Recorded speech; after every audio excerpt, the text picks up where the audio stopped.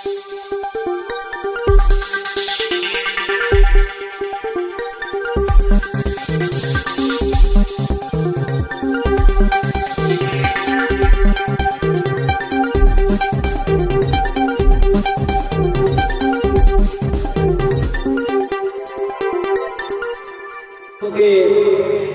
ಕವಿ ಬಹಳ ಚೆನ್ನಾಗಿ ಬರೀತಾನೆ. ಈ ಭೂಮಿಯನ್ನೇ ಕಾಗದವನ್ನಾಗಿ ಮಾಡಿಕೊಂಡು ಇಲ್ಲಿ ಹರಿವ ನದಿಗಳ ನೀರನ್ನ ಮಸಿಯನ್ನಾಗಿ ಮಾಡಿಕೊಂಡು ಇಲ್ಲಿರುವ ಗಿಡ ಮರಗಳನ್ನ ಪೆನ್ನನ್ನಾಗಿ ಇಟ್ಟುಕೊಂಡು ಸರಸ್ವತಿ ಬರೆಯೋದಕ್ಕೆ ಪ್ರಾರಂಭ ಮಾಡಿಬಿಟ್ರೆ ಹಾಳೆ ಮುಗಿತದೆ, ಮಸಿ ಖಾಲಿ ಆಗುತ್ತದೆ, ಪೆನ್ನುಗಳೆಲ್ಲ ಖಾಲಿ ಆಗುತ್ತವೆ. ಆದರೆ ಬಸವಣ್ಣನ ವಿಚಾರ ಮುಗಿಯಲಿಕ್ಕೆ ಸಾಧ್ಯ ಇಲ್ಲ ಅನ್ನುವಂತ ಮಾತನ್ನು ಕವಿ ಬಹಳ ಚೆನ್ನಾಗಿ ಬರೀತಾರೆ. ಅಷ್ಟೊಂದು ವಿಶಾಲವಾಗಿರ್ತಕ್ಕಂಥ ತತ್ವಗಳನ್ನು ಹೊತ್ತುಕೊಂಡು ಇವತ್ತು ಈ ಮಠ ಮುನ್ನಡೆತಾ ಇದೆ. ಬಸವಣ್ಣನ ವಿಚಾರಧಾರೆಗಳು ಈ ಸಮಾಜದಲ್ಲಿ ಜನರಿಗೆ ಮೂಡಿಸಬೇಕು, ಬಸವಣ್ಣನ ತತ್ವಗಳನ್ನು ಈ ಸಮಾಜಕ್ಕೆ ಬಿತ್ತರಿಸಬೇಕು ಅಂತ ಹೇಳಿ ಸುಮಾರು 13 ದಿನಗಳಿಂದ ತಾವೆಲ್ಲರೂ ಬಸವಣ್ಣನ ವಿಚಾರಧಾರೆಗಳನ್ನ ಕೇಳುತ್ತಾ ಇದ್ದೀರಿ. ಬಸವಣ್ಣ ಕೇವಲ ವ್ಯಕ್ತಿಯಾಗಿ ಭೂಮಿಗೆ ಬಂದವರಲ್ಲ, ಒಂದು ಶಕ್ತಿಯಾಗಿ ಭೂಮಿಗೆ ಬಂದಂತವರು ತಂದೆ ಬಸವಣ್ಣನವರು ಅನ್ನುವಂಥದ್ದು. ಆ ಶಕ್ತಿ ಏನು ಕೆಲಸ ಮಾಡ್ತು ಪ್ರತಿನಿತ್ಯ ತಾವೆಲ್ಲರೂ ಕೇಳಿದ್ದೀರಿ. ಬಹುಶಃ ನಾನು ಕೊನೆಯ ಹಂತಕ್ಕೆ ಹೋಗಿ ತಲುಪುವಂತಹ ಪ್ರಯತ್ನವನ್ನು ಮಾಡ್ತೇನೆ. ಆ ವಿಚಾರಧಾರೆಗಳನ್ನ ಹೇಳ್ತಾ ಹೋದ್ರೆ 3 ವರ್ಷ ಅಲ್ಲ 300 ವರ್ಷ ಹೇಳಿದ್ರು ಆ ತಂದೆಯ ಪುರಾಣ ಮುಗಿಲಿಕ್ಕೆ ಸಾಧ್ಯ ಇಲ್ಲ. ಅವರ ವಿಚಾರಧಾರೆಗಳು ಮುಗಿಯಲಿಕ್ಕೆ ಸಾಧ್ಯ ಇಲ್ಲ, ಅವರ ತತ್ವಗಳು ಮುಗಿಯಲಿಕ್ಕೆ ಸಾಧ್ಯ ಇಲ್ಲ. ಅಂತಹ ಮಹಾ ತಂದೆ ಕಲ್ಯಾಣದಲ್ಲಿ ಸಮಾನತೆಯನ್ನು ಬೀರಬೇಕು, ಕಲ್ಯಾಣದಲ್ಲಿ ಎಲ್ಲರನ್ನು ಒಟ್ಟುಗೂಡಿಸಬೇಕು ಅಂತ ಹೇಳಿ ಕೊನೆಗೆ ಕಲ್ಯಾಣದಲ್ಲಿ ಒಂದು ನಿರ್ಣಯವನ್ನು ಮಾಡ್ತಾರೆ. ಕೊನೆಯ ಹಂತದ ಉದಾಹರಣೆಯನ್ನು ಹೇಳಿ ಮುಗಿಸುತ್ತಾನೆ. ಪೂಜ್ಯರ ಆಶೀರ್ವಚನವನ್ನು ಮಾಡೋರಿದ್ದಾರೆ, ಎಲ್ಲ ಅತಿಥಿಗಳು ಬಂದಿದ್ದಾರೆ, ಇಷ್ಟೆಲ್ಲ ಹಳ್ಳಿಗಳಿಂದ ಸಂಪರ್ಕರು ಬಂದಿದ್ದಾರೆ. ಅಲ್ಲಿ ಬಸವಣ್ಣನವರು ಅಲ್ಲಮ ಪ್ರಭುಗಳು ಮಾತು ಹೇಳ್ತಾರೆ. ಹರಳೆಯ ಮಧುವರಸ ಹರಳೆಯನ ಮಗನಿಗೆ ಮಧುವರಸನ ಮಗಳನ್ನು ಕೊಟ್ಟು ಮದುವೆ ಮಾಡಬೇಕು ಅಂತ ಕಲ್ಯಾಣದಲ್ಲಿ ನಿರ್ಣಯವನ್ನು ಮಾಡ್ತಾರೆ. ಅನುಭವ ಮಂಟಪದಲ್ಲಿ ಅಲ್ಲವರು ಬಹುದೊಡ್ಡ ಜ್ಞಾನಿಗಳು, ಭವಿಷ್ಯವನ್ನು ಅರಿತಂತವರು, ಯೋಮ ಕಾಯ ಮೂರ್ತಿಯಾಗಿದ ಅಲ್ಲಮ ಪ್ರಭುಗಳು ಬಸವಣ್ಣನವರಿಗೆ ಹೇಳ್ತಾರೆ, ಬಸವಣ್ಣ ಕಲ್ಯಾಣ ಇನ್ನು ಪಕ್ವವಾಗಿಲ್ಲ, ವಿಚಾರ ಮಾಡು, ಸ್ವಲ್ಪ ಚಿಂತನೆಯನ್ನು ಮಾಡು. ಇದನ್ನು ಮಾಡಿದರೆ ಕಲ್ಯಾಣದಲ್ಲಿ ಮುಂದೆ ಬೇರೆ ರೂಪರೇಶ್ವರ ನಿರ್ಮಾಣ ಆಗುತ್ತವೆ, ಅದನ್ನು ನಾನು ವಿಚಾರ ಮಾಡಿ ಹೆಜ್ಜೆಯನ್ನು ಇಡು ಅಂತ ಹೇಳಿ ಪ್ರಭುದೇವರು ಅಲ್ಲವರಿಗೆ ಸೂಚನೆಯನ್ನು ಕೊಡ್ತಾರೆ. ಆಗ ಪ್ರಭುದೇವರಿಗೆ ಬಸವಣ್ಣನವರು ಹೇಳುತ್ತಾರೆ, ನಿನ್ನ ಕೃಪೆ ಇರಲಿ, ಎಲ್ಲವೂ ಸೇತು ಮುಂದೆ ನಡೀತದೆ ಅನ್ನುವಂತ ಮಾತನ್ನ ಹೇಳ್ತಾರೆ.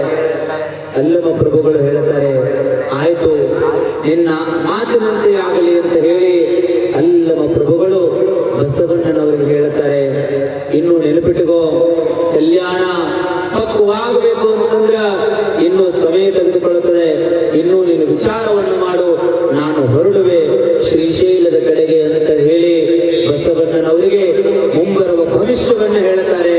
ಕಲ್ಯಾಣದ ಕ್ರಾಂತಿಯ ಕುರಿತು ಹೇಳುತ್ತಾರೆ, ಕಲ್ಯಾಣದಲ್ಲಿ ಶರಣರ ವಚನಗಳ ಕುರಿತು ಹೇಳುತ್ತಾರೆ, ಕಲ್ಯಾಣದ ನೆಲದ ಕುರಿತು ಮಾತನ್ನ ಹೇಳಿ ಅಲ್ಲವರು ಕಲ್ಯಾಣವನ್ನ ಬಿಟ್ಟು ಶ್ರೀಶೈಲದತ್ತ ಯಾತ್ರೆಯನ್ನ ಅಲ್ಲವರು ಬಳಸ್ತಾರೆ. ಬಸವಣ್ಣನವರು ಮದುವೆಯ ತಯಾರಿಯನ್ನು ಮಾಡಬೇಕು ಅಂತ ಹೇಳಿ ಹರಳೆಯ ಮಧುವರಸರ ಮಗ ಮತ್ತು ಮಗಳಿಗೆ ಅನುಭವ ಮಂಟಪದಲ್ಲಿ ಕಲ್ಯಾಣವನ್ನು ಮಾಡ್ತಾರೆ. ಆ ಒಂದು ಕಾರಣಕ್ಕೆ, ಶರಣೆನ್ನುವುದೊಂದು ಕಾರಣಕ್ಕೆ ಕಲ್ಯಾಣದಲ್ಲಿ ಎಷ್ಟು ದೊಡ್ಡ ಕ್ರಾಂತಿ ಆಗುತ್ತದೆ ಅಂತಂದ್ರೆ ಮಾಡ್ತಾನೆ, ಬಸವಣ್ಣನ ಗಡಿಪಾರು ಮಾಡಬೇಕು ಕಲ್ಯಾಣದಿಂದ ಅಂತೇಳಿ ಬಸವಣ್ಣನಿಗೆ ಆದೇಶವನ್ನು ಹೊರಡಿಸ್ತಾರೆ. ನೀನು ಕಲ್ಯಾಣದಲ್ಲಿ ಇರಕೂಡದು, ನಡಿ ಅಂತ ಹೇಳಿ ಬಸವಣ್ಣನಿಗೆ ಗಡಿಪಾರು ಶಿಕ್ಷೆಯನ್ನು ಕೊಡ್ತಾರೆ. ಬಸವಣ್ಣನವರು ಕಲ್ಯಾಣವನ್ನು ತುಳಿತಕ್ಕಂತ ಕಾಯಕ ನಡೀತದೆ. ಬಸವಣ್ಣನವರು ಕಲ್ಯಾಣವನ್ನು ಬಿಡ್ತಕ್ಕಂತಹ ಪ್ರಸಂಗ ನಡೀತದೆ. ಕಲ್ಯಾಣವನ್ನು ಬಿಟ್ಟು ಕಪ್ಪಡಿಯ ಸಂಗಮನಾಥ ನಡಿಗೆ ಬಸವಣ್ಣನವರ ಯಾತ್ರೆ ಹೋಗುತ್ತದೆ. ಎಷ್ಟು ಒಂದು ಪ್ರಸಂಗ ನಡೀತದೆ ಅಂತಂದ್ರೆ ಬಹಳ ಅದ್ಭುತವಾಗಿ ಘಟನೆ ಹೇಳಬೇಕು. ನಿಜ ಸಮಯ ಇಲ್ಲ. ಬಸವಣ್ಣನವರು ಕಪ್ಪಡಿಯ ಸಂಗಮನಾಥನ ಸ್ಥಳದಲ್ಲಿ ಹೋಗುತ್ತಾರೆ. ಕಲ್ಯಾಣದಲ್ಲಿ ಏನಾಗುತ್ತದೆ ಅಂತಂದ್ರೆ ನೀತಿ ಶೀಲಕರು ಒಟ್ಟಾಗಿ ಕೂಡಿ ಜಾತಿಗೆ ಸವಾಲು ಹೂಡಿ ಅಂತ ಒಂದು ಪದ್ಯದೊಳಗೆ ಬರ್ತದೆ. ಕಲ್ಯಾಣದೊಳಗೆ ಏನಾಗಿಬಿಡುತ್ತದೆ ಅಂತಂದ್ರೆ ಹರಳಯ್ಯನವರಿಗೆ ಮಧುವರಸ ಏನು ಶಿಕ್ಷೆಯನ್ನು ಕೊಡ್ತಾನೆ ಅಂತಂದ್ರೆ ಆನೆ ಕಾಲಿನಲ್ಲಿ ಅವರ ಎಡವಟ್ಟೆ ಶಿಕ್ಷೆ ಆಗಬೇಕು ಅಂತ ಹೇಳಿ ಅವರ ಕೈಗೆ ಆನೆ ಕಾಲಿನಿಂದ ಸರಪಳಿಯಿಂದ ಕಟ್ಟಿ ನೆಲದಿಂದ ಇಳಿಸುವಂತಹ ಪ್ರಯತ್ನವನ್ನ ಹರಳಯ್ಯನವರಿಗೆ ಯಾರು ಮಾಡ್ತಾರೆ? ಬಿಜ್ಜಳ ಮಹಾರಾಜ ಮಾಡುತ್ತಾನೆ. ಆ ಒಂದು ಘಟನೆಯಿಂದ ಕಲ್ಯಾಣದಲ್ಲಿ 3 ಪಂಥಗಳು ಬರ್ತವೆ. ಒಂದು ಗಣಾಚಾರಿ ಪಂಥತ್ವ ಕಲ್ಯಾಣದಲ್ಲಿತ್ತು. ಕೇವಲ ಶರಣರು ಸುಮ್ಮನೆ ಅಲ್ಲ, ಸಮಾಜ ಒಂದು ಕ್ಷಣ ತನ್ನ ಎದುರಿಗೆ ತಿರುಗಿ ನಿಂತಾಗ ತಾನು ಗಣಾಚಾರಿ ತತ್ವವನ್ನು ಶರಣ ಪ್ರಯೋಗ ಮಾಡಬೇಕು, ತನ್ನ ತತ್ವವನ್ನ ಆತ ಬಿತ್ತರಿಸಬೇಕು ಅಂತ ಹೇಳಿ ಬಸವಣ್ಣನವರು ಹೇಳಿದಂತ ಮಾತಿಗೆ ಅಲ್ಲಿ ಗಣಾಚಾರಿ ತತ್ವ ನಿರ್ಮಾಣ ಆಗುತ್ತದೆ. ಕೆಲವೊಂದಿಷ್ಟು ಶರಣರು ಚಿಂತನೆಯನ್ನು ಮಾಡ್ತಾರೆ, ನಮ್ಮ ವಚನಗಳನ್ನ ಉಳಿಸಿಕೊಳ್ಬೇಕು ಅಂತಂದ್ರೆ, ನಮ್ಮ ವಚನಗಳನ್ನ ಮುಂಬರುವ ಸಮಾಜಕ್ಕೆ ನಾವು ಮುಟ್ಟಿಸ್ಬೇಕಾಗಿತ್ತು ಅಂತಂದ್ರೆ ಕಲ್ಯಾಣದಲ್ಲಿ ನಾವು ಹೋರಾಟ ಮಾಡಿದಾಗ ಮಾತ್ರ ನಮ್ಮ ವಚನಗಳು ಉಳಿತಾ ಇರುತ್ತಾಗೆ. ಹೋರಾಟ ಮಾಡದೇ ಇದ್ರೆ ವಚನಗಳು ಉಳಿಯಲಿಕ್ಕೆ ಸಾಧ್ಯ ಇಲ್ಲ ಅಂತ ಹೇಳಿ ಕೆಲವೊಂದಷ್ಟು ಶರಣರ ಪಂಥ ತಯಾರಾಗುತ್ತದೆ. ಕಲ್ಯಾಣದಲ್ಲಿ ಬಿಜ್ಜಳ ಮಹಾರಾಜ ಆದೇಶವನ್ನು ಮಾಡಿಬಿಡ್ತಾನೆ. ಎಲ್ಲಿ ಶರಣರು ಸಿಗುತ್ತಾರ, ಎಲ್ಲಿ ವಚನಗಳು ಸಿಗುತ್ತಾವ, ವಚನ ಸಿಕ್ಕಲ್ಲಿ ಸುಡ್ರಿ, ಎಲ್ಲಿ ಶರಣರು ಸಿಗುತ್ತಾರ ಶರಣರನ್ನು ಕೊಲೆ ಮಾಡ್ರಿ ಅಂತ ಹೇಳಿ ಬಿಜ್ಜಳ ಮಹಾರಾಜ ಆದೇಶವನ್ನು ಮಾಡಿಬಿಡ್ತಾನೆ ಕಲ್ಯಾಣದಲ್ಲಿ. ಇಲ್ಲೊಂದು ಹಳ್ಳ ಹರಿತದೆ ನೋಡಿರ್ಬೋದು. ಕಲ್ಯಾಣದಲ್ಲಿ ಅಜೋರ ಮೊದಲ ಅಲ್ಲಮನ ಮಠದ ವಾರಸುದಾರಗಳು ಪರಮ ಪೂಜ್ಯನೇ ಜಗದ್ಗುರು ಮಹಾಸನ್ನಿಧಿಯವರು ನಾವು ನೆನಪುಗೊಳ್ಳಬೇಕು. ಅಲ್ಲಮ ಪ್ರಭುಗಳು ಎಲ್ಲಾ ಕಡೆ ಮಠವನ್ನ ಕಟ್ತಾರೆ. ಅಲ್ಲಿ ಕಲ್ಯಾಣದಲ್ಲಿಯೂ ಪ್ರಭುದೇವರ ಮಠ ಅಂತದೆ. ಆ ಪ್ರಭುದೇವರ ಮಠದ ಅಧಿಪತಿ ಯಾರು ಅಂತಂದ್ರೆ ನಮ್ಮ ನಿಮ್ಮೆಲ್ಲರ ಜಗದ್ಗುರುಗಳಾಗಿರ್ತಕ್ಕಂಥ ನೆಡುಸೋಶಿಯ ಜಗದ್ಗುರು ಮಹಾಸನ್ನಿಧಿಯವರು ಮೊಟ್ಟ ಮೊದಲಿಗೆ ಶೂನ್ಯ ಪೀಠದ ಪ್ರಭುದೇವರ ಮಠದ ಒಡೆಯರು ಅಂತಕ್ಕಂಥದ್ದನ್ನು ನಾವು ನೆನಪಿಟ್ಟುಕೊಳ್ಬೇಕು. ಕಲ್ಯಾಣದಲ್ಲಿ ಮೊದಲ ಮಠದ ಅಧಿಪತಿಗಳು ಅಜೋರು ಇನ್ನು ಚರಂತಿ ಮಠಕ್ಕಾಗಿರ್ಲಿಲ್ಲ, ಅಜೋರು ಇನ್ನು ನೆಡುಸೋಸಿ ಮಠಕ್ಕಾಗಿರ್ಲಿಲ್ಲ. ಅಜ್ಜೋರು ಮೊದಲು ಯಾವ ಮಠದ ಅಧಿಪತಿಗಳಾಗಿದ್ರು ಅಂತಂದ್ರೆ ನಮ್ಮ ನಿಮ್ಮೆಲ್ಲರ ಆರಾಧ್ಯ ಗುರು ಆಗಿರ್ತಕ್ಕಂಥ ಶೂನ್ಯ ಪೀಠದ ಅಧಿಪತಿ ಆಗಿರ್ತಕ್ಕಂಥ ಅಲ್ಲಮನ ಶೂನ್ಯ ಪೀಠದ ಕಲ್ಯಾಣದ ಮಠದ ವಾರಸುದಾರ ಯಾರಾಗಿದ್ರು ಅಂದ್ರೆ ಪರಮ ಪೂಜ್ಯನೇ ಜಗದ್ಗುರು ಮಹಾಸನ್ನಿಧಿಯವರಾಗಿದ್ರು. ಇತಿಹಾಸವನ್ನು ಸಮಾಜ ನೆನಪಿಟ್ಟುಕೊಳ್ಬೇಕಾಗ್ತದೆ. ಇತಿಹಾಸವನ್ನು ನಾವು ನೆನಪಿಸಿಕೊಳ್ಬೇಕಾಗ್ತದೆ. ಅಜ್ಜೋರು ಅನೇಕ ದಿನಗಳವರೆಗೆ ಆ ಮಠದಲ್ಲಿ ಇರ್ತಾರೆ, ಕಲ್ಯಾಣದಲ್ಲಿ ಇರ್ತಾರೆ. ಆ ಕಲ್ಯಾಣದಲ್ಲಿ ಒಂದು ಕೆರೆ ಹರಿತದೆ, ತ್ರಿಪುರಾಂತಕೇಶ್ವರ ಕೆರೆ ಅಂತ ಆ ಕೆರೆ ಹೆಸರು. ನಿಮಗೆ ಗೊತ್ತಿರಲಿ, ನಾವೆಲ್ಲಾ ಕೆರೆ ಒಳಗ ನೀರು ಹರಿಯೋದು ಬಹಳ ಜನ ನೋಡಿವಿ, ನೀರು ಬಂದಿದ್ದನ್ನು ಬಹಳ ಜನ ನೋಡಿವಿ, ನೀರು ಸ್ವಲ್ಪ ಹರಿಯೋದನ್ನು ಬಹಳ ಜನ ನೋಡಿವಿ, ನೀರು ಅಪ್ಪಳಿಸಿ ಹರಿಯುವಂಥದ್ದನ್ನು ಬಹಳ ಜನ ನೋಡಿವಿ. ನಿಮಗೆ ಗೊತ್ತಿರಲಿ, ಕಲ್ಯಾಣದ ಕ್ರಾಂತಿಯ ಪ್ರಸಂಗದಲ್ಲಿ ಕಲ್ಯಾಣದ ತ್ರಿಪುರಾಂತಕೇಶ್ವರ ಕೆರೆ ಹೆಂಗಾಗಿತ್ತು ಅಂತಂದ್ರ ನೀರಿನಿಂದ ಕೆರೆ ಹರಿತಾ ಇರಲಿಲ್ಲ, ಕಲ್ಯಾಣದ ಶರಣರ ರಕ್ತದಿಂದ ತ್ರಿಪುರಾಂತಕೇಶ್ವರ ಚಕ್ರ ಹುಡುಕಿದೆ. ಏನು ತಿಳಿಯಾಗೈತೆ? ರಕ್ತ ದುಃಖ ಇದು, ದುಃಖದ ಸನ್ನಿವೇಶ. ಕಲ್ಯಾಣ ಯಾವುದು ಬೆಳಕಾಗಿತ್ತು, ಯಾವ ಶರಣರು ಶಿವತತ್ವವನ್ನು ಬೋಧನೆ ಮಾಡ್ತಾ ಇದ್ರು, ಶಿವನ ಸ್ವರೂಪಿಗಳಾಗಿದ್ರು. ವಾ ಅವರೆಲ್ಲರೂ ಹೆಂಗಾಗಿ ಬಿಟ್ಟಿತ್ತು ಜೀವನ ಅಂತಂದ್ರ ಕಲ್ಯಾಣದೊಳಗ ರಕ್ತದ ಓಕಳಿ ಹರಿಯಾಕತ್ತಿತ್ತು, ರಕ್ತದ ಓಕಳಿ ಹರಿಯಾಕತ್ತಿತ್ತು, ರಕ್ತದ ಕಾವಲಿ ಹರಿಯಾಕತ್ತಿತ್ತು, ರಕ್ತದ ಕಾಲುವೆ ಶರಣರವರೇ. ಶರಣರ ಜೀವನ ಹೋಗಿಬಿಟ್ಟಿತ್ತು, ವಚನಗಳೆಲ್ಲ ಹಾಳಾಗತ್ತಿದ್ದು. ಇಷ್ಟು ವಚನಗಳು ಉಳಿದಾವ ಅಂತಂದ್ರ ಕೆಲವೊಂದಿಷ್ಟು ಶರಣರು ಎಷ್ಟು ಗಟ್ಟಿಯಾಗಿ ನಿಂತಿದ್ರು ಅಂತಂದ್ರ ನಾವು ವಚನವನ್ನ ಉಳಿಸಬೇಕಾಗ್ಯದ, ನಮ್ಮ ಸಮಾಜಕ್ಕ ಈ ವಚನಗಳನ್ನು ಮುಟ್ಟಿಸಬೇಕಾಗ್ಯದ ಅಂತ ವಿಚಾರವನ್ನ ಇಟ್ಟುಕೊಂಡು ಕೆಲವೊಂದಿಷ್ಟು ಶರಣರು ಉಳುವಿಯ ಕಡೆಗೆ ಮುಖ ಮಾಡ್ತಾರೆ, ಕೆಲವೊಂದಿಷ್ಟು ಶರಣರು ಕಪ್ಪಡಿಯ ಸಂಗಮನಾಥನ ಕಡೆಗೆ ಮುಖ ಮಾಡ್ತಾರೆ, ಕೆಲವೊಂದಿಷ್ಟು ಶರಣರು ಶ್ರೀಶೈಲದ ಕಡೆಗೆ ಮುಖ ಮಾಡ್ತಾರೆ, ಕೆಲವೊಂದಿಷ್ಟು ಶರಣರು ತಮಗೆ ಎಲ್ಲಿ ತಿಳಿತದೆ ಆ ಕಡೆ ಮುಖ ಮಾಡಿ ಓಡಲು ಪ್ರಾರಂಭ ಮಾಡ್ತಾರೆ. ಇದಕ್ಕಾಗಿ ತಮ್ಮ ಜೀವನವನ್ನು ಉಳಿಸುವುದಕ್ಕಾಗಿ ಅಲ್ಲ, ಈ ಜಗತ್ತಿನ ಜೀವನಾಡಿಯಾಗಿರ್ತಕ್ಕಂಥ ವಚನಗಳನ್ನು ಉಳಿಸಬೇಕು ಅಂತೇಳಿ ಅವರು ಒಂದೊಂದು ದಿಕ್ಕಿಗೆ ಹೋಗುತ್ತಾರೆ. ಶರಣರೆಲ್ಲ ಹೋಗುತ್ತಾರೆ. ಅವರು ಕೆಲವು ಜನ ಉಳಿವಿಗೆ ಹೋಗುತ್ತಾರೆ, ಕೆಲವು ಜನರು ಶ್ರೀಶೈಲದ ಕಡೆಗೆ ಹೋಗುತ್ತಾರ, ಕೆಲವು ಜನರು ಕಲ್ಯಾಣದ ಸಮೀಪದ ಭಾಗದಲ್ಲಿ ಸುತ್ತಮುತ್ತಲು ಉಳ್ಕೊಳ್ತಾರ, ಕೆಲವೊಂದಿಷ್ಟು ಜನ ಕಾಡಿಗೆ ಹೋಗ್ತಾರ, ಕೆಲವೊಂದಿಷ್ಟು ಜನ ಬಿಜ್ಜಳ ಮಹಾರಾಜನ ಸೈನಿಕರಲ್ಲಿ ಸಿಕ್ಕು ತಮ್ಮ ಪ್ರಾಣವನ್ನು ಕಳೆದುಕೊಳ್ತಾರ. ಈ ಸುದ್ದಿ ಎಲ್ಲಿಗೆ ಹೋಗಿ ಕೇಳುತ್ತದೆ ಅಂದ್ರೆ ಕಪ್ಪಡಿಯ ಸಂಗಮನಾಥನ ತಪದಲ್ಲಿ ತಪವನ್ನ ಮಾಡುತ್ತಿರುವ ಬಸವಣ್ಣನ ಕಿವಿಗೆ ಹೋಗಿ ಮುಡುತ್ತದೆ. ಬಸವಣ್ಣನ ಕಿವಿಗೆ ಹೋಗಿ ಮುಡುತ್ತದೆ.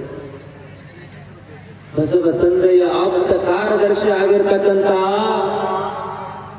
ಹಡಪದ ಅಪ್ಪಣ್ಣನ ಕರೆದು ಬಸವಣ್ಣನವರೊಂದು ಮಾತು ಹೇಳ್ತಾರ, ಬಾ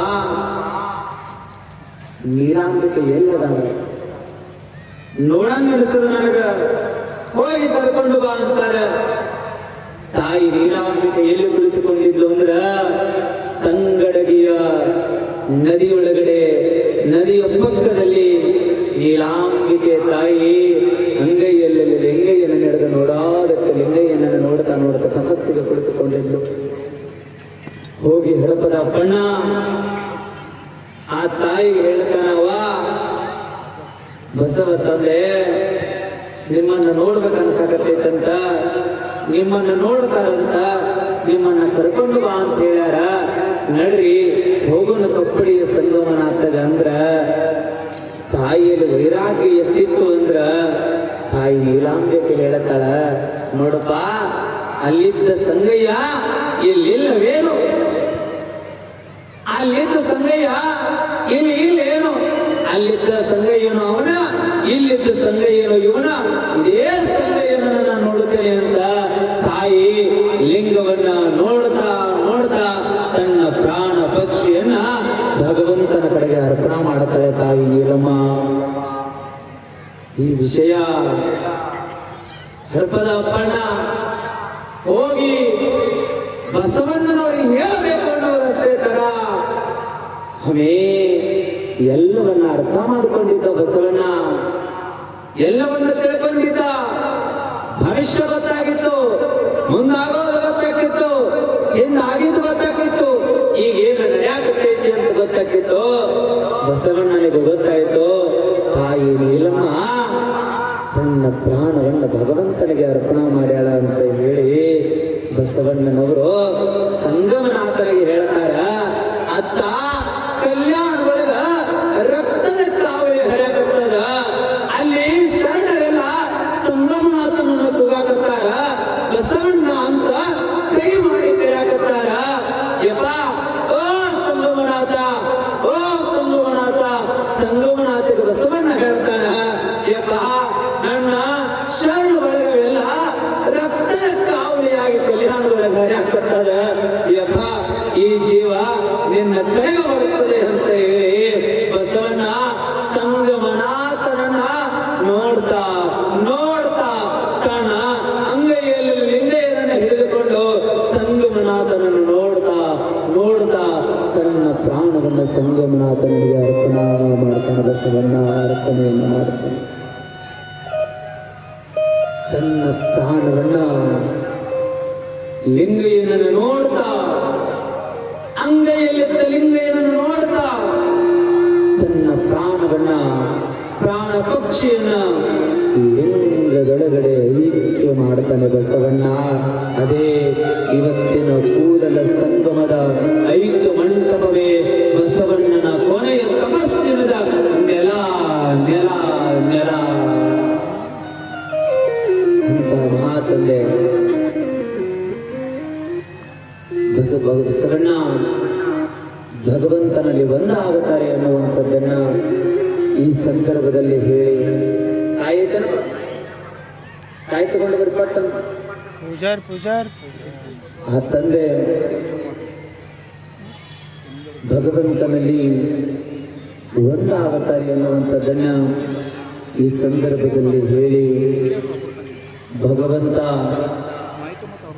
ಶಿವ ಬಸವಣ್ಣನನ್ನ ಒಂದು ಮಾಡಿಕೊಂಡು, ಬಸವ ನಿನ್ನ ಲೀಲೆಗಳು, ನಿನ್ನ ವಚನಗಳು ಈ ಸಮಾಜದಲ್ಲಿ ತತ್ವವನ್ನು ಬೀರಲಿ, ನಿನ್ನ ಸಮಾಜಮುಖಿ ಕಾರ್ಯ ಈ ಸಮಾಜದಲ್ಲಿ ನಿರಂತರವಾಗಿ ಬೆಳೀಲಿ ಅಂತ ಹೇಳಿ ಕೂಡಲ ಸಂಗಮನಾಥ ಆಶೀರ್ವಾದವನ್ನು ಮಾಡ್ತಾರೆ ಅನ್ನುವಂಥದ್ದನ್ನ ನಾವೆಲ್ಲರೂ ಇತಿಹಾಸದೊಳಗ ನೋಡ್ತೇವೆ.